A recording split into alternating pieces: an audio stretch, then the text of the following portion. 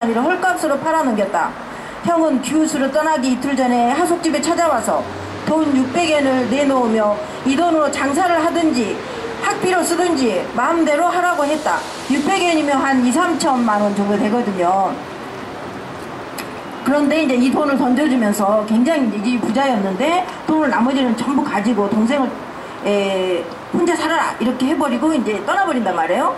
그런데 이제 이 동생은 우리 얘기했던 형부가 놀부처럼 형님 나 어디로 가란 말이요. 형님이 내가 갈 곳을 일러줘야 되지 않겠어. 형님이 다 장남이니까 책임을 지시오 이렇게 하는 게 아니고, 형은 똑같은 캐릭터인데 흥부 캐릭터가 다르다는 거예요. 흥부가 어차피 형 신세를 질 생각은 없다, 수호도 없다, 그래 알겠다 떠나시오. 그리고 나서는 이 소설이 끝날 때까지 한 번도 형을 찾아가지도 않고 형을 만나지도 않아요. 그래서 혼자 자립을 해요.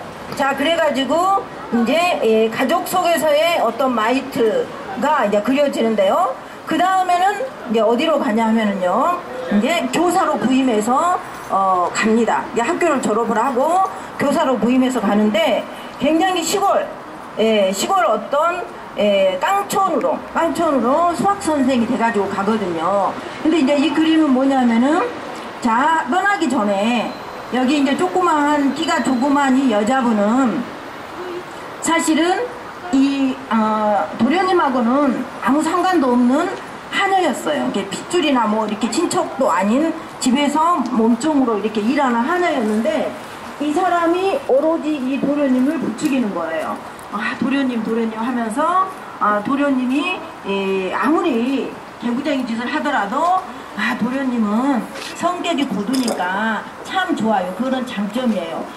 도련님은 정직하게 얘기를 하니까 참 좋네요. 그런 사람이 요즘은 없어요. 아주 잘하시고 계십니다 하면서 계속 도련님을 사기를 덧풀어진 사람이 바로 이 하녀였거든요. 근데 이제 이 하녀는 도쿄에 남고, 이제 이 도련님은 시골로 이제 교사로 부임을 해서 갑니다. 그러니까 이제 이거는 뭘 뜻하냐면 자립을 이제 뜻하는 거예요. 어떤 물리적으로도 자립을 하는 거예요. 이제 도쿄에서 벗어나는 겁니다. 그래서 이제 시코쿠라고 하는, 이제 도쿄에서는 멀리 떨어져 있는 섬덩어리, 하나의 조그만 섬덩어리로 되어 있는 고장으로 수학 선생이 돼서 이제 발령을 받아서 갑니다. 한번 넘겨보세요. 네. 자, 발령을 받아서 갔는데, 처음에 이제 이 그림하고는 이제 아직 상관이 없습니다만은, 처음에 이제 만난 게 이제 중학교 교장선생님 만납니다. 자, 교장선생님을 만나는데, 그 교장선생님이 뭐라고 하냐면, 굉장히 거드름을 펴요. 거드름을 피면서 뭐라고 하냐면, 자, 임명장 보여주시오 이제 이러는 거예요. 그래서 임명장을 이렇게 보여주니까, 그래. 임명장을 주면서 그래, 도장이 크게 찍혀있어요. 임명장 해가지고 이게 형식이지 않습니까? 임명장을 주면서, 자, 내가 지금부터 훈시를 할 테니까 잘 들으시오 그러더니 길게 뭐 아이들한테 증말해서 이제 이렇게 나와요. 자, 뭐 나같이 악기 가리게 하는 사람에게 학생들의 모범이 되라고 하질 않나, 모두가 존경할 수 있는 본보기를 보이라질 않나, 학문 외에도 개인적인 덕을 베풀지 않으면 교육자가 될 자질이 없다고 하지를 않나, 인간이란 되게 비슷하다, 누구든 화가 나면 싸움 정도는 할 수 있다고 생각하고 있었는데 이런 분위기라면 입도 함부로 놀릴 수 없고 다닐 수도 없지 않는가, 이렇게 주눅이 들 정도로 교사는 이래 해야 된다라는 얘기를 계속 끊임없이 해대는 거예요. 그러니까 이 도련님이 굉장히 전직해가지고, 자, 교장 선생님이 얘기하는 거는 나는 하나도 따를 수가 없어. 내가 어떻게 이 깡촌까지 겨우 40엔 받고 왔는데 이렇게 훌륭한 사람이 이겠어. 내가 이렇게 훌륭한 사람이면 도쿄에 있지 여기 시골에 왔겠어? 나 못하겠어. 나 교사 안 하고 갈라요. 이렇게 얘기를 하거든요. 그러니까 교장이 얼른 하는 얘기가 뭐라냐면, 실은 나도 이렇게는 못하니까 그냥 하는 말이니까 그런 줄 알아고 이렇게 얘기를 한단 말이에요. 그러니까 이제 도련님이 생각하기는 이건 뭐냐, 그러면 그렇지 않다, 이거는 그냥 형식적으로 하는 얘기다 이렇게 해줘야 되는데, 마치 해야 된다라고 이렇게 얘기를 해놓고 나중에는 안 해도 된다 이런 식으로 말을 바꾸니까 거기서부터 이제 괴리감이 생기는 거죠. 자, 괴리감이 생기는데 이번엔 또 뭘 하라고 하냐면은요, 자, 그 교사가 도련님이 받아온 임명장을, 교사를 한 분 16명을 소개를 할 테니까 일일이 가서 임명장을 그 사람한테 보여달라는 거예요. 가서 인사하고 임명장 보여주고 가서 인사하고 임명장 보여주고. 자, 그래서 이런 부분은 그렇게 하지 않아도 될, 그러니까 도련님 생각은 자, 임명장을 갖다가 벽에다 붙여놓고 한 3일 정도 붙여놔버리면 다 보면 될 거 아니냐, 이렇게 생각을 하는데 교장은 그게 아니다, 일일이 다 보여줘라, 이렇게 얘기를 한단 말이에요. 그래서 그때 당시부터 이제 일본의 어떤 형식을 중요시하는 형식주의가 뿌리를 내려가고 있다라는 거를 굉장히 꼬집고 있어요. 이제 말 자체도 그렇고요. 내용도 진짜가 아닌데 마치 그렇게 해야 되는 것처럼 얘기를 해놓고 나 못하겠어 하니까 안 해도 된다, 금방 이렇게 말을 바꾸고 이렇게 한단 말이에요. 그래서 이제 이런 형식주의를 만나게 되는 거예요, 교장을 만나면서요. 이 교장이 이제 한 명 한 명 소개를 합니다. 한 명 한 명 소개를 하는데 그 등장인물이 재밌어요. 자, 먼저 교장은 거드름도 피우고 형식주의적이다 해가지고 너구리라는 별명을 붙여요. 그 다음에 이제 교감이 나와요. 교감이 나오는데 이 교감의 캐릭터는 뭐냐면은 빨간 셔츠를 입고 있어요. 그것도 이 시기가 굉장히 지금 초여름이어서 더운데 목에까지 올라온 빨간 셔츠를 입고 있단 말이에요. 그래서 왜 빨간 셔츠를 입고 있느냐고 물어보니까 건강에 빨간색을 입으면 건강이 좋다더라고 해서 입고 있다, 이런 식으로 얘기를 하거든요. 그런데 이제 이 빨간 셔츠라고 하는 사람이 사실은 문학을 전공을 해가지고 이제 문학사의 자격을 가지고 있어요. 그래서 지식인 중에서도 굉장히 한급 더 높은 또 지식인이에요. 그래서 이제 이 지식인들을 한마디로 얘기해서 비판을 하고 있는 거예요. 근데 이 빨간 셔츠가 캐릭터가 어쩌냐면은 굉장히 표리가 부동해요. 앞에서는 이름만 해놓고 뒤에 가서는 그렇게 또 말을 뒤집어 버리고 그 다음에는 동료 교사의 약혼녀를 갖다가 갈취를 해. 그러니까 이간질 시켜가지고 그 여자가 예쁘니까 자기 편으로 자기 여자를 만들어버려요. 여자를 만들어버리고 그 다음에 그 여성분하고 관계가 있었던 교사는 또 음해를 해가지고 다른 학교로 또 보내버리고 이런 온갖 못된 짓을 하거든요. 근데 이 온갖 못된 짓을 하는 이 빨간 셔츠, 즉 교감이 우리가 지금 생각하는 이 사회 악의 축으로 이제 이 소설에서 나옵니다. 그래서 굉장히 이제 부드럽게 터치는 그리고 있지만 이런 어디에서나 있을 법한 누군가를 음해하고 뒤에 가서는 앞에 가서는 다른 얘기하면서 뒤에 가서는 또 흉보고 이렇게 하면서 옆 사람들을 또 선동해가고 이런 캐릭터가 나오거든요. 그런데 여기에서 한 가지 굉장히 전사 캐릭터가 한 사람이 나와요. 수학 선생인데 수학 선생 이름을 갖다가 불자에다 뭘 이제 불삭한다 할 때 뭐 판다 할 때 이 불자에다가 가천자를 쓰거든요. 그래서 이제 별명이 멧돼지라고 이렇게 나와요. 근데 이 멧돼지라는 사람은 굉장히 강하게 생겨 있지만 머리도 짧아요. 짧아가지고 언뜻 보면 이 깍두기 형님들처럼 이렇게 보이거든요. 그래서 정의감이 넘치는 이런 사람으로 나와요. 그래서 결국은 이분이 이 멧돼지라는 사람이 이제 정의와 맞서서 불의와 맞서서 싸우거든요. 싸우는데 이제 거기에 도련님이 동조를 하는 거예요. 그래서 이제 같이 싸우게 된다, 이런 내용이에요. 이런 내용인데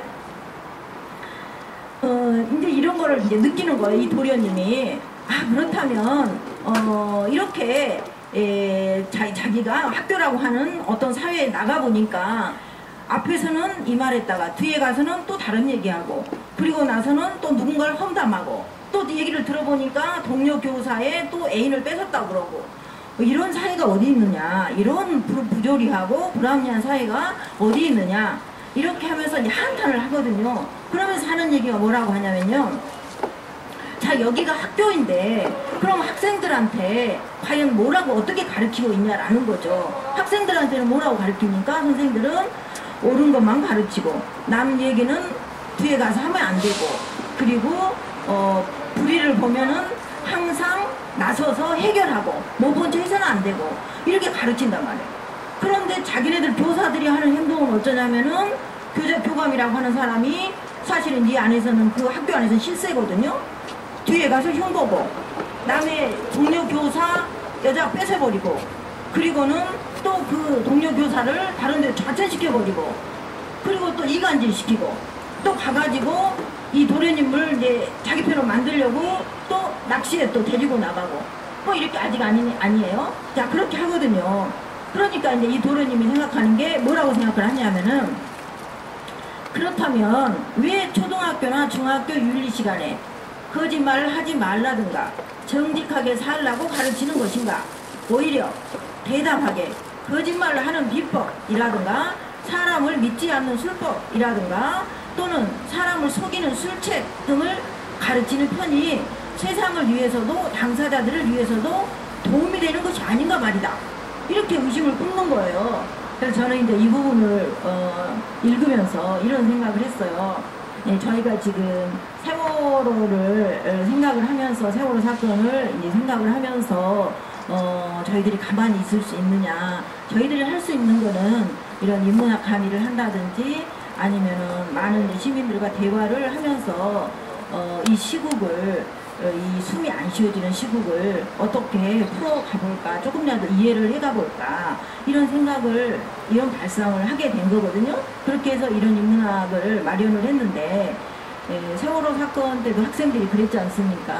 야, 어른들이 나오지 말고 있어라 라고 했는데, 그 말을 듣고 또 언젠가는 방송도 뭔가 행동을 할 수 있도록 일러주겠지, 어른들이. 그거를 믿고 기다렸는데 결국은 그 믿고 기다린 거, 그 학교에서 그렇게 배웠지 않겠습니까?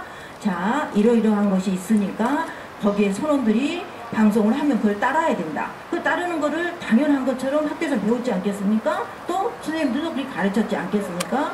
그런데 학생들은 그것과는 전혀 반대된 그런 상황을 당해서 결국은 목숨을 잃게까지 있다라는 거예요. 그래서 굉장히 아이러니를 느끼는데, 제가 이 소설을 읽으면서도 이렇게 학교에서 가르친 거를 밖에 있는 우리 기성세대들이 그대로 지키지 않고 있다라는 것을 뭐 그 세월호 사건뿐만 아니고 여러 상황, 여러 정황에서도 나타나고 있고, 사실은 요즘 뉴스에서도 굉장히 자주 거론을 합니다만은, 뭐 자살률이 세계 1위인데 그게 뭐 10년 동안 이어지고 있다는 등, 행복지수가 너무 낮다는 등, 아니면은 저출산이 계속되고 있다는 등, 이혼율이 높다는 등, 또는 어르신들의 자살률이 높다는 등 계속해서 굉장히 서글픈 얘기만 들리고 있단 말입니다. 자, 이랬을 때 우리가 어떻게 숨을 쉬고 살아가야 되는지, 그렇다면 이 도련이라고 하는 사람이 일본이 계속 강세를 가지고 옆 나라를 침략하고 식민지화 만들고, 또 일본뿐만 아니고 유럽, 서구 유럽의 열강들이 많은 나라들을 식민지화 시켜갈 때 그것을 지식인의 한 사람으로서 그래 잘한다 라고 볼 수만 있었겠는가. 자, 그랬을 때 이 나츠메 소세키라고 하는 사람은, 자, 아주 누구도 읽으면 알기 쉽게, 누구라도 이 소설을 읽어서 이해할 수 있게끔 도련님의 시선으로까지 내려가서 설명을 하고 싶었던 거예요.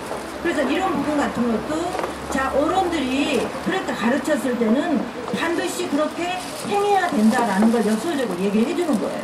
자, 어른들은 앞에서 바람풍 해놓고 너는 바람풍 해라, 마치 그런 것처럼 학교에서 가르친 거 그대로 사회에서도 기성세대들이 해줘야 되지 않는가, 이런 거를 이때 세상에 1906년도에 이 사람은 강력하게 얘기를 하고 있는 거예요.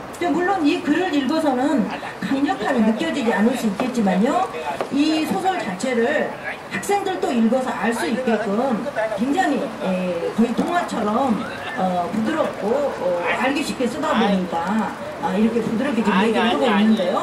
이거는 이제 어디까지나 그 시대 상황을 우리가 생각을 안 하고는 생각을 하면서 이제 이해를 해야 되기 때문에, 1906년이라고 하는 시대적인 상황 속에서 분명히 나츠메 소세키는 그런 강세, 즉 마이트, 사회에서의 마이트, 가정에서의 마이트를 비판하고 있는 것이다, 이렇게 볼 수 있겠고요. 자, 그러면은 지금 우리 도련님이 지금 학교에 갔어요.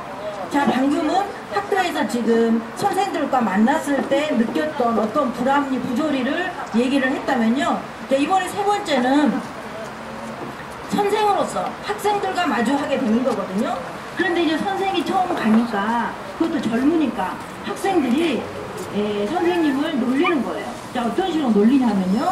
이 앞 페이지 한번 봐볼까요? 이 앞 페이지 보시면은, 자, 선생님이 이제 그 시골에서 잠깐 마을을 이렇게 돌아다니다가, 자, 맛있는 지금 우동집을 발견했어요.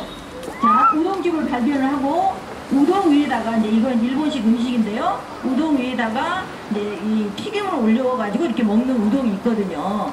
그래서 이제 이걸 갖다가 일본만 덴푸라라고 그럽니다. 덴푸라. 근데 그 덴푸라로 이제 올려서 먹는 우동을 시켜가지고 너무 맛있게 먹었어요. 그런데 이걸 갖다가 요 사람들이 이렇게 보고 있다가는 어느새 시골이기 때문에 금방 소문이 나버렸어요. 소문이 나가지고 그 다음날 학교를 다 갔더니 칠판에다가 학생들이 덴푸라 선생이라고 딱 써놨단 말이에요. 덴푸라 선생 칠판에다가. 그러니까 이제 나를 놀리는구나. 네, 이렇게 생각을 하겠지 않겠습니까? 그래서 이제 이런 괘씸한, 내가 그래도 선생인데 나를 놀리다니, 이렇게 생각을 했어요. 그렇게 생각을 하고 그거는 그냥 지나쳤어요. 지나쳤는데 그 다음에 또 어땠냐면요. 그 다음에는 이제 그 시골에서 그래도 좀 유명한 온천여관이 있었어요. 그래서 이제 거기서 온천욕을 할 수 있게끔 해주거든요. 그래서 야, 저기 온천탕은 참 좋구나, 이렇게 생각을 하면서 야, 뿔보스름한 수건을 하나 들고, 이제 그 타월이 이제 서양식 타월이에요. 이제 뿔보스름한 서양식 타월 하나 들고 이제 온천을 이제 가는 거예요. 일본 사람도 습성적으로 이제 매일 가니까, 목욕을 하니까 매일 가는 거예요. 그거를 갖다 또 학생들이 봤어요. 그 다음 날은 또 가니까 칠판에다 뭐라고 써놓냐면 빨간 수건, 그리고 딱 써놓은 거예요. 그러니까 이제 이 선생님이, 야, 좀 이게 내가 선생인데 이 녀석들이 나를 놀리는구나, 또 이렇게 기가 막혀 합니다. 근데 이거는 이제 뭘 뜻하냐 하면은 학생들은 어떻습니까? 숫자가 많다라는 거예요. 그러니까 이걸 이제 다세라고 합니다. 많은 숫자, 세력. 이게 이제 또 마이트가 되는 거예요. 이게 또 그 얘네들은 힘을 가지고 있는, 숫자적으로 힘을 가지고 있는 거예요. 숫자적으로 힘을 가지고 있어서 예를 들면 하극상처럼 선생한테 덤비는 거예요. 선생을 놀리는 거예요. 이 선생이 어떻게 할 수가 없어요. 그래서 이제 가니까 또 어느 날은 이분이 이제 이 사람이 수학 선생님